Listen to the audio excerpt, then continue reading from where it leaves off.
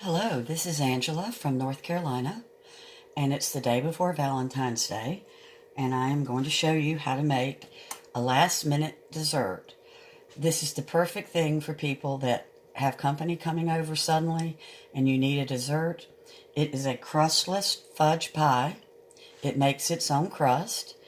My grandmother was born in 1898 to a 50-year-old mother. She already had nieces and nephews. And this recipe, her mother had been making her entire marriage.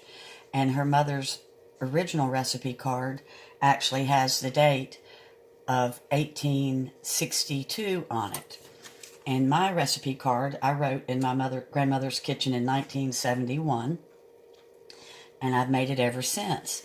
And it's an unusual fudge pie because during the World War I and World War II, it was made without the eggs, and it literally tasted just like pure fudge because they didn't have eggs. They were, very short of eggs during the war. If you had eggs, you were really something. So I've got one in the oven now, and I'm going to go ahead and start real quick. I have all my ingredients here. If you're new to the channel, I would love it if you subscribe. And please, if you like the video, if you could hit the thumbs up. It really helps channels to have people interact with your videos.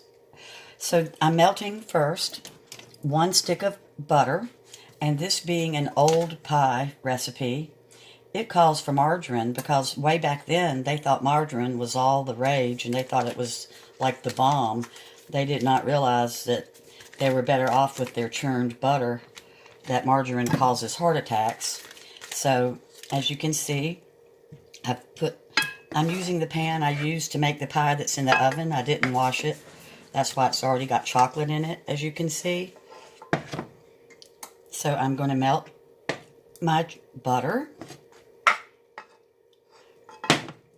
And as soon as the butter begins to melt, I'm going to add my cocoa. And I already have 3 tablespoons of cocoa ready to put in. Meanwhile, while the butter is melting, I am going to beat 2 eggs. I use Eggland eggs or organic eggs. I don't believe in skimping on eggs. I don't like cheap eggs. I just don't think that they make things taste as good. So I'm going to beat with a fork. This is such an easy recipe because you don't use a mixer. You don't use a mixing bowl, a real mixing bowl. So here you see my beaten eggs. And I'm going to set them aside. Let me grab a small bowl for my sugar and flour. I'm now adding 1 cup of white granulated sugar, a half a cup of all-purpose flour, and I'm going to stir that up with a dry fork. Very quickly. It only takes a second, of course. I'm almost finished with the pie. It's that quick. As you can see now, I'm going to drop in my 2 beaten eggs. You don't beat them to death. You like to have eggs have a little bit of air left in them. And so I'm quickly stirring my 2 beaten eggs, my 1 cup of sugar, and my half cup of flour. And it's almost completely stirred. It doesn't take a short while. There we go. As you can see, it didn't take but a second. That's why I'm calling this a last-minute Valentine's pie on my title, because it's so fast and easy. Let me check the one in the oven. Oh wow, it's almost made. It smells wonderful. So my butter is starting to melt. I'm going to dump in my 3 tablespoons, level tablespoons of cocoa. I'm turning off the stove. It only has to mix for just a second because the butter is hot. And then I remove this from heat for just a short while. It doesn't have to cool off long, but I'm going to set it aside. Meanwhile, I'm going to spray my pan. This pan, I collect vintage cookware. This was from a friend of my mother-in-law's that died and didn't have children, and she left me quite a bit of her bakeware. She got this in 1932, so this pan is almost 80 years old, and it's been a wonderful pie pan. I always like to use it for old-timey recipes like this.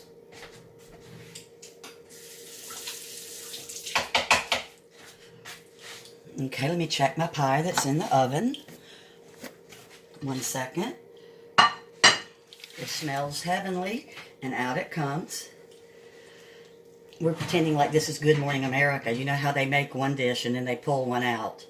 So since I don't know how to edit, that's going to be my new thing. Isn't it a pretty pie? It's just beautiful. It rises light and fluffy. It makes 8 slices.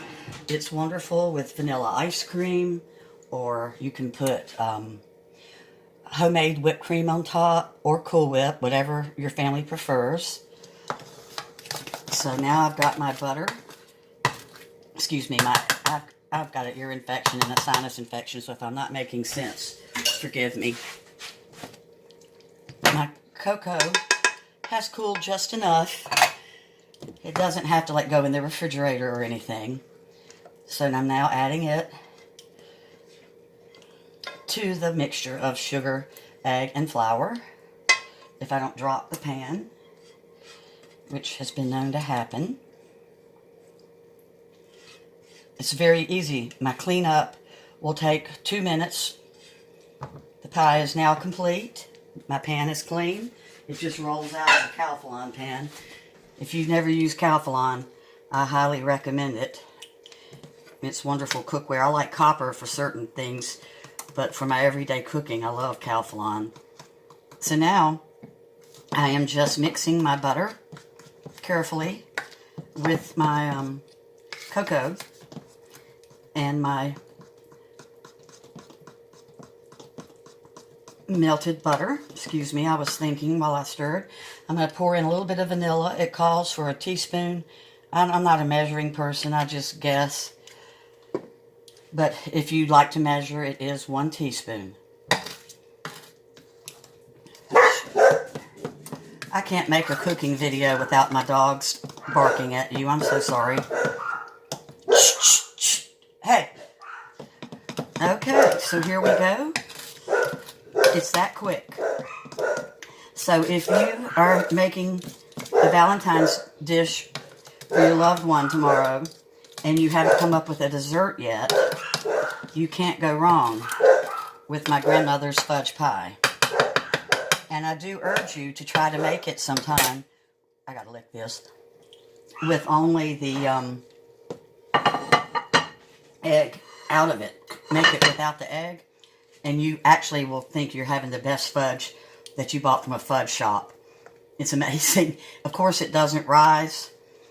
It's real flat and fudgy, but it's just amazing. But to make it the way that the recipe called for, and let you decide if you wanted to make it with or without egg. I know I've got some friends I follow on YouTube that are allergic to egg, so I thought they might enjoy this recipe because of that fact.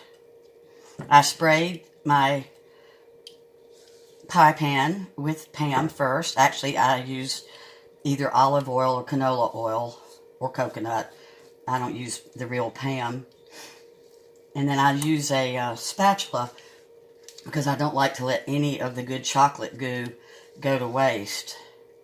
That's just a couple bites of the good pie that you would miss. So my oven, of course, is already preheated. And guys, this is an incredibly easy dessert. You cannot go wrong with this. I've got a little bit of butter that I need to make sure is evenly circulated, and it is. And again, I'm going to have to lick my fork. And it's going in the oven for 30 minutes on 350. And here we are. with the finished pie again. It's starting to separate from the sides now as it cools off. You can turn it upside down on a plate if you like and serve it that way on a pretty dish. It comes out of this pie pan very easily. Have a happy Valentine's Day tomorrow. Be safe if you're drinking and driving. Well, don't drink and drive. Have a driver, I meant to say. Much love to everybody on Valentine's. Bye-bye.